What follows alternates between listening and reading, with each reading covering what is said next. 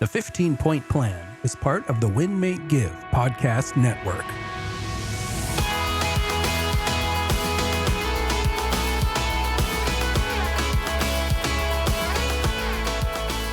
Hello, welcome to another episode of your favorite podcast, the 15-Point Plan podcast. My name is Jacqueline Smith, and I'm here with my partner, Ryan Greigg. We are here every week on Tuesday. We release a new episode, and we are talking about various aspects of the 15-Point Plan. And if you're new here, the 15-Point Plan is simply a list of 15 simple daily habits that will help you have less stress, have more joy and fulfillment in your life, which is, I think, what most people's goals are, is to live a great life and do good. And that's what we're here to talk about. So today we're going to dive into one of the 15 points. Again, we haven't talked about this in quite a while, and it's so important. And that is an aspect of time management. But before we get into that, we were literally hitting record, watching the countdown. So when Ryan and I hit record on this podcast, there's a little countdown, and it goes 3, 2, 1. So he hits record, and then he goes, by the way, I bought a house, just closed on it yesterday. I was like, what? Oh my gosh, that's so exciting. So you have to tell me about the house, tell our listeners about this house, because we're all about investing and purchasing home. I did see on Facebook or Instagram that you had put up a post about a couple houses for rent. So yeah. I knew that you were like up to something. I just didn't know what it was. So I'm glad I get to hear about it here on this podcast, Ryan. Yeah, let's talk about it, Jacqueline, because I think it's important that our listeners do understand we love health and wellness. We love energy management. We love having low stress, but we are real estate professionals. We are real estate investors, and that's where we build our income, where we build our wealth, and what we do with helping others, right? Delivering the dream of home ownership and building wealth through owning real estate. So I continued on my wealth building journey, Jacqueline. We bought a house yesterday. It closed yesterday, and it was really exciting. And a couple of things that are exciting is I get to now live together with my amazing partner, Heather, and Zeth, her son, and my son. So we get to share a cool space. And it's just this really neat property that has so much potential for us, but also for future rentability and investment wise. And it's really interesting as a real estate professional to go buy a house, but then get paid to do it because I represented myself. So I got kind of paid to buy a house. And then from everything of what I've learned with taxes and ways of buying real estate, this will be a massive tax write-off. So the down payment amount that it cost me by the time I get the tax benefits next year and the check that I got by representing myself, it almost really cost me nothing. That's pretty cool. So because of the tax benefits, and now we'll have a pretty significant priced asset that will be added to our portfolio. And it was just a really exciting day. That came on the tail end, Jacqueline, of actually probably the worst night of my life as a parent. So there's a little cliffhanger for our next episode, because this all happened in one day, and it was a beautiful morning followed by an absolutely dreadful evening as a parent that you're going to have to tune in the next episode to hear more about. What on earth? Okay. Well, that's so annoying. But how many houses do you own now then, Ryan? I own a few, Jacqueline. I own a few. And I've actually hit the goal that I set 10 years ago of property. So I was just talking with one of my best friends, Jeremy, because he is this savant. I call him the most interesting man in the world. And he owns a couple properties in Mexico. And he's always trying to get me to invest in Mexico. And I say, Jeremy, I can't do any out of the country investing until I hit my goal here in the country. And yesterday, that last property helped us hit that goal. So now it's time, Jacqueline, to buy some Mexican dirt. Fun. Is that where you want to invest next, is in Mexico? Well, I think that's a whole nother episode and podcast of why I want to do that. But I just think that living here in the Northwest is beautiful outside of the months of November through like February. And so it's 4 or 5 months that we need to be somewhere else where there's a little bit more sunshine. So I think we're sharing this because, again, a reminder to our listeners that, yes, we love health and wellness, but the reason we love health and wellness is because it energizes us so that we can be more involved in our real estate career and our real estate investing, and then help others do that. So if you're curious what that looks like, yes, talk with us about the 15-point plan and health and wellness, and then also shoot us a message. Say, hey, how can I buy a house, or how can I buy a second house, or what can I do to invest? And we can talk about that. But Jacqueline, I have this topic on my mind about time and about this podcast and about decisions that we have to make. And I had to make a hard decision last week because I was supposed to see you in Arizona, and I was supposed to see Ben and Brian Gubernick. And I thought about it a lot, Jacqueline, because it was this exact metrics mastermind, this exact time last year where I met Charlie Angle, the guy that wrote Running Man, the guy that was responsible for me climbing Mount Kilimanjaro a couple months ago. And I thought to myself, well, if I don't go to metrics, who might be the speaker there that I won't meet? Mm-hmm. Who will I not meet? What expedition or journey might not I go on?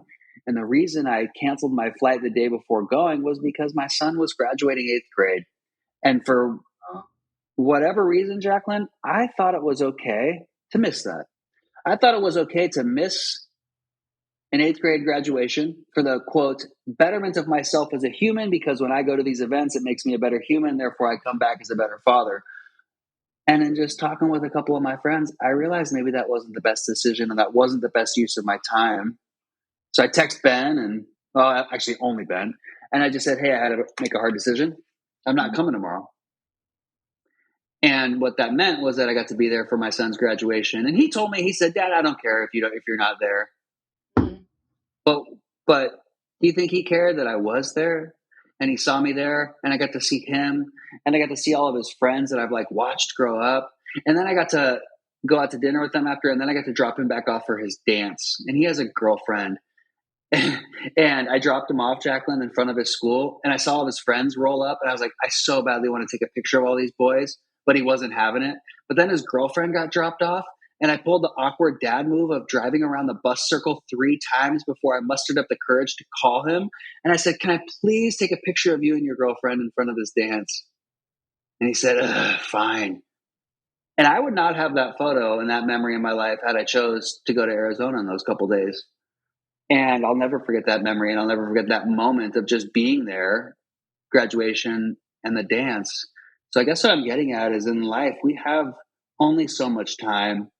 And are we there for those important moments that we can't make up? Because guess what? I can go to metrics in a couple of months or next summer.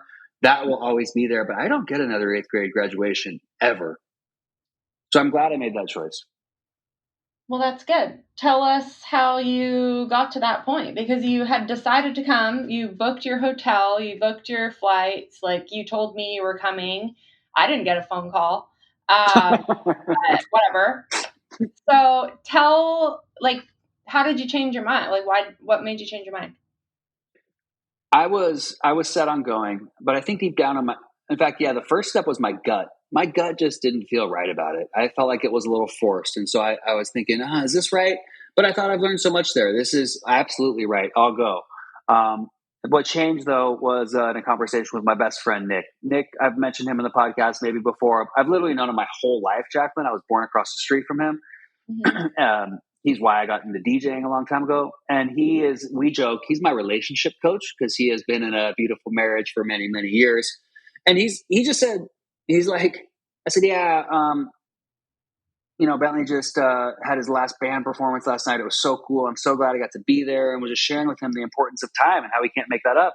And then I shared with him how I was going to miss his graduation. And he just called me out like a good friend would. He said, wait, you just told me how important all this time was and how being there for your son and how being at these things is so important, yet you're going to skip his graduation to go to Arizona? And he said something like, why don't you stop being the good business Ryan and just be the good dad Ryan for a couple of days? Aww. And that's what a freaking good friend does, I think, as I repeat what he told me. That's what a good friend will do in our life. Is they won't be like, okay, that's good. They'll call us out. But you sure you want to do that? And he did that. And I'm glad he did, because I then thought about it and I went and just canceled that flight. And I said, I'm going to be here with my boy and our family. And so I'm thankful to him for doing that. And for the people like you that have grace that I didn't show up. Yeah, I have grace for you not showing up. I don't know. I got to work on the grace for the no phone call because you only called Ben. But whatever. I will forgive you. I will forgive you. So this brought up another thought when you were just sharing that. We were talking about time and priorities, and those are important. But you might not have made that switch or that pivot if it weren't for your friend. And so one of the other points on the 15-point plan is influences. And Mm, we talk a lot about our influences in terms of social media or watching the news and things like that. But also, who do you have people in your life that are going to call you? I won't say call you out, but call you up in these yeah. moments when you're maybe thinking along one perspective and there's another whole way of viewing the situation. Because I think a lot of people, we tend to maybe surround ourselves with people that just kind of agree with us and tell us, oh, it's fine, but I love that you have this relationship and that he felt comfortable and felt that it was important enough to call you out on that and say, like, hey, why don't you focus on being a good dad and not just being a good real estate agent or business owner. Yeah, yeah, and that's what good friends do. And I think there's a framework that allows us to do that in a good way. Jacqueline, you might say something like, "Hey, I want to have a difficult conversation with you, but I know you're a strong person and capable to hear this. Can I tell you something I think you should hear?" That's good. So you're essentially telling them, hey, I know that you can handle this. Like you're almost like prepping them and like suggesting that they can, so that when you say the hard thing, they're willing and open to receiving Yeah, it. yeah, that's right. And I'm trying to learn a lot about communication and having hard conversations. What is it like? The level of your success will be determined by your ability to have tough conversations or difficult conversations. Hmm. And so I was really grateful for the influence of my friend in that moment to just say that. And I think one thing we have learned in our relationship is like we have to, and I think for our listeners, it's important to know who is that person that you can maybe call and talk to. But you don't just always call that person and complain to them, because they're going to catch on to that and they're going to go, I'm not going to answer this call anymore because Ryan just calls me and complains about his life all the time. So I Yeah, might text him and I might say, hey, you got a couple minutes? And then he'll call me and say, do you want my advice or do you just want me to listen? it's good. Which is guys out there, really, really great question to ask your partner, your spouse, when they Yeah. start talking and maybe talking about their day and how hard it was, and we as the guy want to come in and save it and say, oh, you should do this, you should do that. Yeah, they don't want to hear that. They just want to be No, heard. we don't. We don't want that advice isn't just for guys. That advice is literally for anyone, because we do it with our kids. We do it with, us women do it with our husbands. I mean, it doesn't matter who you are. I think that's a good practice. Yeah, And I think too that says something about you as well, the fact that he did feel comfortable to bring that to you. Because if you think about it, all of us have that friend or family member maybe that we've tried to have a tough conversation with in the past and it wasn't received well. And yes, maybe we do have to look at how did we communicate, and maybe there's a better approach. Like maybe you didn't set it up the way that Ryan just suggested. And so there's definitely that. So your delivery is important, but there's also the other side on, as a person, if you want to have these kinds of people in your life that call you up like that, you also have to be the kind of person that doesn't get defensive and, bitchy or whatever when someone brings something up to you like that. You have to be able to receive it, because if you don't, then probably the next time that person would be less likely to bring it up. And that's so right. I think like a challenge for all of us is think about the key relationships in your world and think about the last time you got some maybe a little bit uncomfortable feedback, and how did you take that feedback? Did you brush it off? Did you get defensive? How do you think it felt for the person who was courageous enough to bring it up in the first place? How did Yeah, you help them feel? And you might even go back and have a difficult conversation yourself with that person, because those people are gold in your world. Those people are gold. They really are. And having those people in your life, I like that word that you used, courageous, like having the courage to say something like that. And, what you don't want to happen, Jacqueline, that happened to me last night was I had been needing to have a tough conversation with my mom over the last month or so about a couple of very little minor things, but I didn't have the courage to do it. And so what happened was I had a very stressful day yesterday, and then my mom called me and she just wanted to chat like she always does. And I snapped on her, unfortunately. And instead of having the courage to have these micro tough conversations with her about 2 or 3 things, I just snapped and then basically yelled at my mom and gave her terrible feedback all at once because I was just angry with her. Had I had the courage to break these things down over the last month and say, hey, mom, can I share something with you that the family is feeling? I could have done that. We could have had a peaceful conversation. But instead, I was angry and the 3 things all came together at once. And I did not like the person that I was in that moment or after. Of course, we resolved it quickly, but I could have acted way differently. But I didn't have the courage to say those things when they came up, and they built up over a month. And that was a big mistake on my part. Yeah, and then then you spend the extra time and the extra energy to clean up your mess. So I love how we started this conversation talking about time priorities, and we ended up talking about courageous conversations. I think that these conversations actually do save us time. They're an investment of time, courage, and all the things, but they pay dividends. So think about a tough conversation you might need to have in your world, because that, my friends, is usually sucking energy from you. As Ryan said, resentment's building. And if you're managing your energy, you want to make sure that you're handling things like that so you can move forward, get it off your plate. Otherwise, it just weighs you down, right? And it costs you energy. So share this episode with someone that you appreciate, that is that friend to you, like Ryan had, someone that calls you up. Tell them you appreciate them, encourage them to keep doing it in their life with you, and maybe go be that person to someone else today. We appreciate you listening. And as always, you can find us on Instagram at Jacqueline Ray Smith or Ryan Park Greigg. You can check out the other podcasts in our Win, Make, Give podcast network at winmakegive.com.